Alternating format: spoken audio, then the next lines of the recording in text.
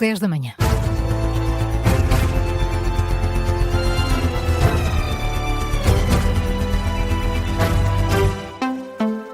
As notícias às 10 com Luís Soares. O Primeiro-Ministro e o Ministro da Administração Interna visitam, a esta hora, a sede da Proteção Civil. Estão a acompanhar a coordenação do combate aos incêndios no norte do país. Incêndios que mobilizam, a esta hora, cerca de 1000 operacionais. Estão também 15 meios aéreos espalhados, sobretudo pelo norte do país, onde são combatidos incêndios nos distritos de Bragança, Aveiro, Porto e Viana do Castelo. Já vamos atualizar a informação relativamente a estes incêndios. Primeiro, vamos até à sede da Autoridade Nacional de Emergência e Proteção Civil, em Carnaxide, onde está o repórter Miguel Pina Andrade. Miguel, o Primeiro-Ministro esteve a visitar a sede da Proteção Civil, já falou aos jornalistas para admitir que as próximas semanas podem ser de elevada complexidade por causa dos incêndios.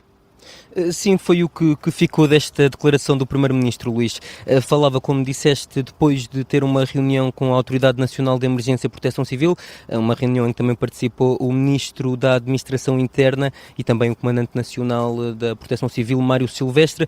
Isto numa altura em que estão vários incêndios ativos em todo o país. O Primeiro-Ministro deixou a ideia de que o risco ainda é muito elevado, mas também disse que Portugal está preparado com todas as forças necessárias e com o dispositivo para acudir às necessidades. O ano tem sido de incêndios em toda a Europa, não só em Portugal, e Montenegro também deixou uma palavra em relação a este assunto, deu a entender de que Portugal tem participado em missões um pouco por toda a Europa, também destacou o espírito de solidariedade face ao ano passado e avançou com este número, Luís Montenegro. No mesmo período, até meados de agosto, temos em Portugal menos 4 vezes, uma diminuição de 4 vezes o território e da área ardida, mas apesar de parecer um ano melhor em relação aos incêndios, Luís Montenegro não quer facilitismos, diz que o risco vai continuar mas apesar disso, Portugal está preparado com um dispositivo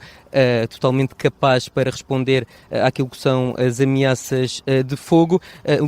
Luís Neves também esteve presente, o Ministro da Administração Interna, que tem estado envolto em várias polémicas. Luís Montenegro foi questionado pelos jornalistas sobre que tipo de autoridade tem ainda Luís Neves. Luís Montenegro disse apenas que o Ministro tem feito um trabalho extraordinário e que está completamente capaz para responder àquilo que lhe é pedido. Entretanto, Luís, o Primeiro-Ministro já foi embora, mas o Ministro da Administração Interna continua aqui na sede da Autoridade Nacional de Emergência e Proteção Civil, em Lisboa. Fica a ideia das declarações de Luís Montenegro de que os próximos meses ainda vão ser de risco elevado de incêndio. Miguel Pina Andrade, aqui em direto, com o essencial das declarações do Primeiro-Ministro, Luís Montenegro, que juntamente com Luís Neves, o Ministro da Administração Interna, visitou esta manhã a sede da Proteção Civil em Carnaxide. Vamos agora sim às atualizações dos incêndios em Portugal continental. E Luís, há 4 focos a preocupar as autoridades. E o que mobiliza mais meios continua a ser o de Torre de Moncorvo, no distrito de Bragança. O dispositivo já foi reforçado com 4 meios aéreos. No terreno estão quase 450 operacionais e quase 150 viaturas também no combate às chamas. Esta manhã, à Rádio Observador, o segundo comandante regional da Proteção Civil dava conta de 3 setores principais no combate às chamas. As dificuldades, dá conta também, Luís Araújo, das dificuldades que sentem no terreno. A linha de fogo está em vigilância na zona de Lousada, a oeste, junto da Capela Santa Bárbara. Estamos a concluir trabalhos de contenção. Do setor Bravo, combate direto a meia encosta, a progredir junto a uma linha d'água, e no setor Charlie temos uma frente a arder, livremente, que desce em direção à linha d'água, sem capacidade de entrada de meios. O segundo comandante da Proteção Civil, Luís Araújo, afirma também que a prioridade é proteger habitações, mas sublinha que não há casas em risco. Continuamos, como sempre, e aqui a dar prioridade àquilo que é a proteção dos aglomerados populacionais, não existindo neste momento nenhum aglomerado em risco, mas sempre que tal aconteça, levamos a cabo aquilo que são a evacuação, se for necessário, ou então o simples confinamento da população, por vezes até para a sua segurança e controle. emocional em alguns casos.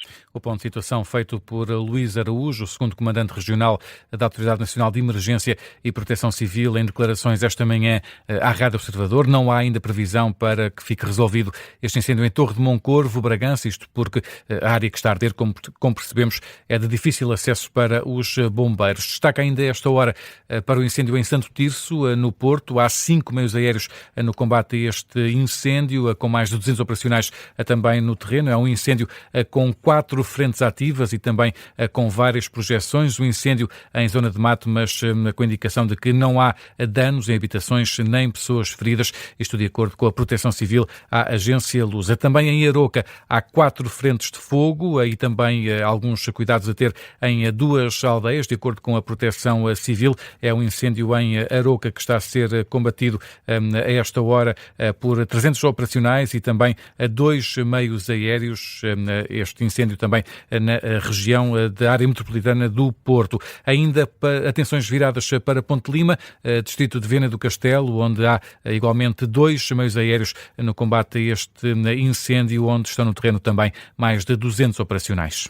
Esta manhã, no explicador da Rádio Observador, esteve em análise a intenção do Governo combater as lojas de fachada usadas para auxiliar a imigração ilegal. As juntas de freguesia de Benfica e do Lumiar defendem este reforço da fiscalização. Um passo já anteriormente defendido também pelo Presidente da Câmara de Lisboa e pelo antigo autarca do Porto, Rui Moreira, com o objetivo de parar a descaracterização das cidades. Esta notícia da intenção do Governo de combater as lojas que servem para auxílio à imigração ilegal foi avançada ontem pelo Observador. O explicador desta manhã, socialista e Presidente da Junta de Freguesia de Benfica, Ricardo Marques, pede coragem para avançar com medidas e também com fiscalização. Nós temos zonas que põem em causa a saúde pública, que estão acima daquilo que são os rácios de habitabilidade por fogos habitacionais, ou neste caso por lojas ou carros. Quer dizer, a legislação existe. Nós não temos a capacidade de fiscalizar e depois, obviamente, de autuar ou de agir em conformidade. Portanto, eu penso que, de facto, tem que haver coragem nesta altura, tendo o problema identificado. O licenciamento zero, se calhar, não tem que ser revogado, mas pode ser alterado no sentido de criar cotas por zonas da cidade, ou então que o município defina, como hoje faz numa Carta Municipal de Habitação. Temos, eventualmente, uma Carta Municipal do Comércio, vamos imaginar, ou da atividade económica, que pode definir rácios na cidade e por zonas, neste caso por freguesias, qual é que é o racional lógico do tipo de estabelecimentos.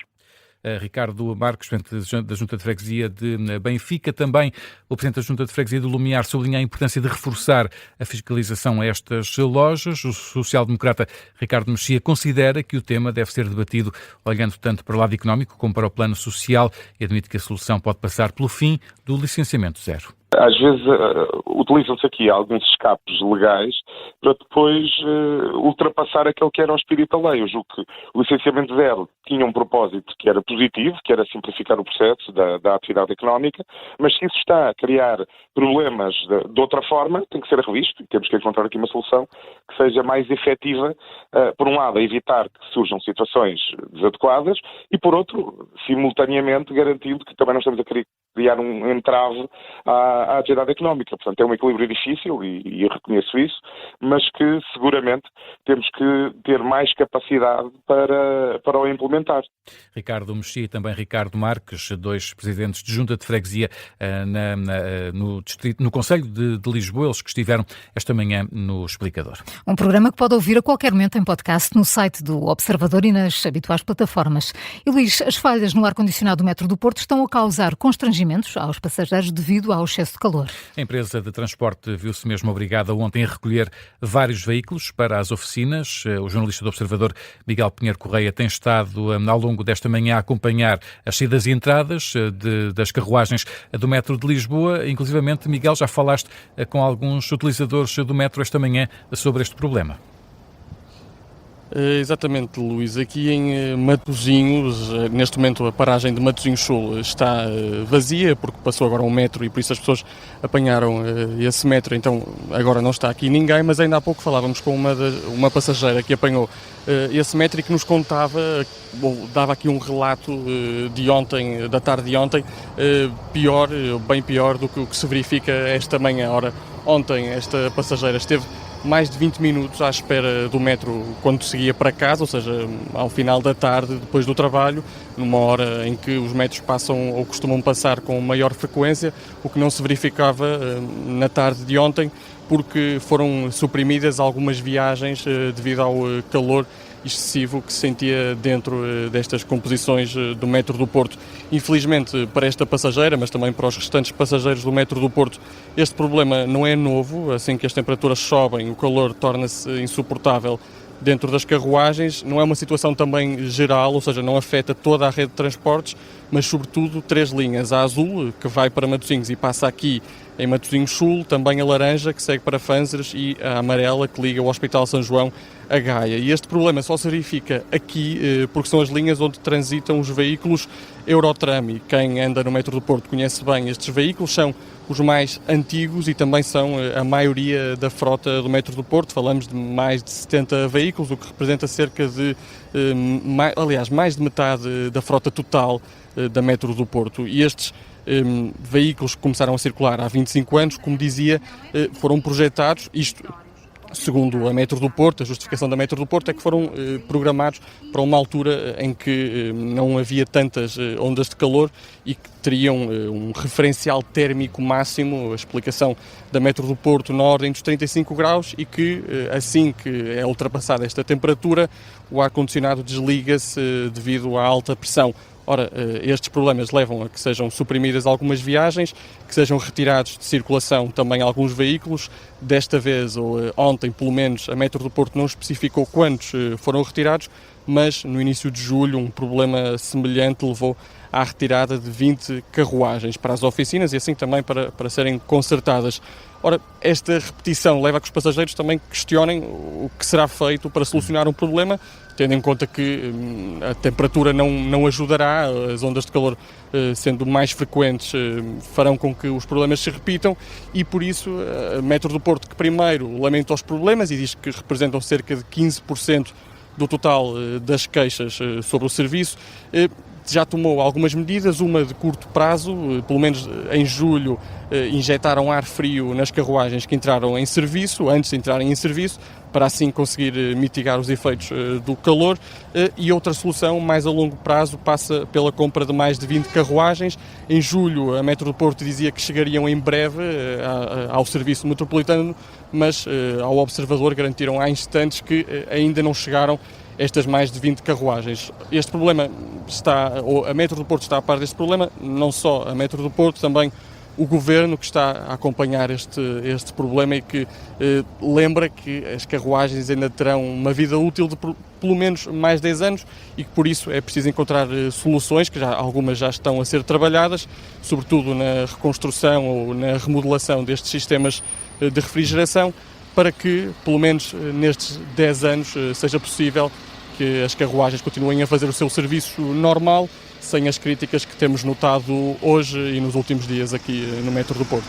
Miguel Pinheiro Correia, em direto do Metro de Matosinhos, com a situação ligeiramente melhor hoje do que ontem à tarde no que diz respeito ao calor. Morreu aos 98 anos a atriz brasileira Laura Cardoso. Era um dos maiores nomes da televisão brasileira. Morte confirmada na página oficial do Instagram. Uma das maiores atrizes do Brasil, Laura Cardoso, morreu de madrugada em casa, na cidade de São Paulo, por causas naturais. É o que diz a Rede Globo, que cita declarações do bisneto da atriz. Filha de imigrantes portugueses, Laura Cardoso tornou-se numa das atrizes mais respeitadas. Carlos Pedro, da televisão brasileira. Nasceu em 1927, iniciou a carreira aos 15 anos na Rádio Cosmos, participando em radionovelas. Desde aí seguiu-se uma trajetória de mais de 80 anos ligada à cultura. Não foi por acaso que em 2002 foi distinguida com o troféu Mário Lago e 4 anos depois recebeu a Ordem do Mérito Cultural, uma das principais distinções brasileiras na área da cultura. A estreia em televisão chegou em 1952 na TV Tupi. Laura Cardoso, nome artístico de Laurinda de Jesus Cardoso, tornou-se uma das pioneiras da teledramaturgia brasileira. Em 1901 ou 1981 chega à Globo, onde participa em produções como Gabriela, também estou aqui com algumas dificuldades. Caminho das Índias. Caminho das Índias, também A Mulher, ou Mulheres de Areia, entre outras. Muitas outras peças de teatro, séries e também filmes. Foram 60 novelas ao longo de 8 décadas de carreira, algumas delas transmitidas em Portugal. A última novela foi A Dona do Pedaço, em 2019. Estava afastada das novelas desde aí, mas tinha contrato vitalício com a TV Globo, e numa entrevista já durante esse processo de afastamento da televisão, falou sobre o atual mundo da representação para deixar conselhos e avisos aos novos atores. Eu acho que essa pressa de querer ser ator, de aparecer no vídeo, de ter um carro, de ter o sofá branco, de ter o ator, esquece que ele tem obrigação de ser culto, de ir à escola, de estudar a vida inteira. O ator é uma coisa importante, é uma coisa que fala com o povo, fala com o público. Então, ele não pode dizer besteira. O conselho em estilo de aviso deixado por Laura Cardoso, um dos grandes nomes da televisão brasileira. Que nos deixa hoje Carlos Pedro, e a vida e obra de Laura Cardoso, um dos maiores nomes da televisão brasileira, morreu aos 98 anos em São Paulo, no Brasil. São agora 10h16, antes do contracorrente, Luís, que outras notícias marcam esta manhã? Vladimir Zelensky acusa a Rússia de ter lançado hoje um ataque brutal na região de Kharkiv, que terá provocado pelo menos 10 mortes. Informação avançada pelo presidente ucraniano na rede social X. Várias pessoas ficaram feridas e estão a receber assistência médica. No futebol, Amar Dedic deixa o Benfica e é reforço do Newcastle, negócio oficializado pelo clube inglês esta manhã. A imprensa dá conta de uma transferência a rondar os 35 milhões de euros. É uma história de espionagem, segredos, traições e perseguições. É mais um episódio daquilo que nós bem sabemos, não é, Maria João? É o 4º episódio do novo Podcast Plus do Observador. E que se chama A Vida Dupla do Espião Traidor. Revela a história de Frederico Carvalhão Gil, agente do SIS, que foi apanhado a vender segredos da NATO à Rússia de Putin. É mesmo preciso avançar agora. E o português acaba por ceder. Pega no telemóvel, liga para Lisboa e dá a indicação. Os mandados de detenção podem entrar no sistema. Simplesmente, aquilo já estava muito em brasa. Eu senti que da parte dos colegas italianos, que já me tinham transmitido, que estava a ficar difícil, porque já tinham aparecido muitas vezes à frente do Carvalhão Gil e que isto podia correr mal e por lá está. E então disse, pronto, façam os jogos. As equipas avançam. Em segundos, quase 2 dezenas de inspectores entram no café e dão ordem de prisão a Frederico Carvalhão Gil e a Sergei Nikolaevich Pozniakov.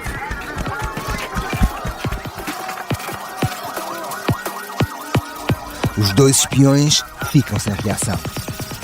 Um certo do 4º episódio do mais recente podcast Plus do Observador, A Vida Dupla do Espião Traidor, uma série narrada pelo ator Ivo Canelas, com música original de Bruno Pernadas. E há um novo episódio todas as terças-feiras, mas já sabe que se for assinante Standard ou Premium do Observador, tem acesso antecipado à série completa.